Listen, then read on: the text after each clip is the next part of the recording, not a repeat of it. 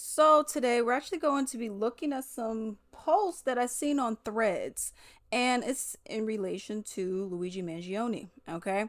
And this one right here, as you see, it says Luigi Mangione was charged with terrorism. Not one single January 6th defendant was charged with terrorism. How crazy is this? Also, one thing I found to be interesting is the fact that New York does not have the death penalty.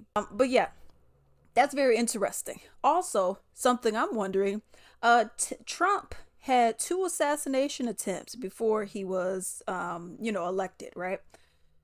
I guess I'm confused because well, one was killed, but the other one wasn't. No terrorism charges? No. It's interesting how I know what Luigi, I was going to say Luigi Manfredi, but it's interesting how I know what Luigi Mangione had for breakfast. But all these other people who's also committing school shootings and everything else, you don't know that much about them. You know some things, but you don't know everything. Isn't that interesting? So you could go and kill, because I still, I got my own opinions. But if you were to kill the CEO of a healthcare insurance company, now they're trying to get you killed. They want the death penalty. But someone could go and murder a whole bunch of students in a school, and they get taken to a Burger King, and they got one person around them, and no death penalty on the table. That's quite interesting. For all the stuff that we have. Transfer Luigi versus a mass shooter who killed 4 people and wounded many others. Do y'all see the difference? He has one, and this is of the people that's just in this little area, okay, for this particular photo.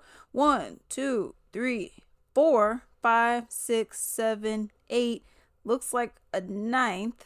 10, 11, 12, 13, 14, 15, 16, 17, not including possibly 18, 19, maybe 20 people, right? This guy who was in that white car, went all the way to Pennsylvania so he could see his father or whatever, broke into these people's homes because they were in some kind of one of these big homes or whatnot because they were in college, and went and murdered them. And from my understanding, this was over a girl not wanting to be with you. One of these girls not wanting to be with you. But you went and killed all of these people right here. I think he stabbed them. But you went and killed all these people. How many cops we? I don't know. Maybe some of them may be like John Cena because I don't see any but one. So this guy got all these people and the mayor. Yeah, I got to flex on you. But this guy only gets one and he killed 4? For white people at that? And he only got one dude around him? That's quite interesting. The night of the CEO shooting, another man was shot in an unrelated incident right down the street. No one cared. No major investigation took place. Nobody was arrested. You want to know why? Because the guy that got shot was not rich as fuck. They don't care if you're poor, live or die. They don't care if the poor live or die. And that's just what it is. And this is what I'm saying. I'm like, okay, we got a whole bunch of murders happening in New York. We got a whole bunch that are happening in Florida. We got a whole bunch in Illinois, specifically Chicago area, Los Angeles, all these other places, Compton, Brooklyn. I mean, so many different places. I mean, there's murders everywhere. Texas, Florida, like I already mentioned, Louisiana, Georgia. I mean, all these places, Mississippi, and they're not giving this kind of treatment. We don't know what the other person had. We don't know what the killer had for breakfast. Oh, but we gotta get Luigi. We gotta get him. Hey, you know what he had. But you don't care about everybody else. Okay, this right here. This is a little different. They said just like the South Side of Chicago, Black Lives Matter does not give one ish. Black Lives Matter, I notice, does not care unless it is a black person being victimized by a white person.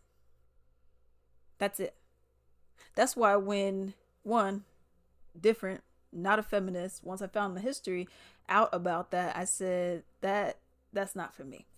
But then when the whole thing happened with Black Lives Matter and you started seeing it become a thing, I started looking. I said, "Oh, so this is like a movement." All right. Then I started looking a little bit more, and I'm looking at what they're talking about, and I said, "So we're not gonna talk about this crime that's happening in the black community? How a lot of these black folks need to be institutionalized because they're crazy?" No. And when I say crazy, you have a lot of people who have serious mental health issues. If a man, and this goes men and women, whatever, but I'm talking specifically about the black community. If I go and tell you, no, I got a boyfriend, or I don't want to give my number to you, and your first response is to shoot me, your first response is to stab me, I think you got a mental problem. You don't need to be out on the street. Someone's wearing a different color shirt than you, that deserves death. You're killing little Tiana, 5 years old, riding her a little, tricycle because, oh, I thought she was the op. If this is not a mental health illness, then I don't know what is. You're just randomly killing people. And black people, I've noticed, have become so desensitized to all of it. To be charged with terrorism, but he doesn't get charged with terrorism. Healthcare companies that deny legitimate claims are not charged with domestic terrorism. You're poisoning people, lead in the water, Flint. That's on purpose. Let's keep it real, because you were supposed to change it. You didn't do it on purpose. That's not domestic terrorism.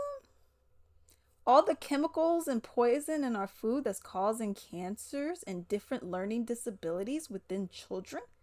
That's not some level of terrorism. Domestic terrorist. Where do we draw the line on all this?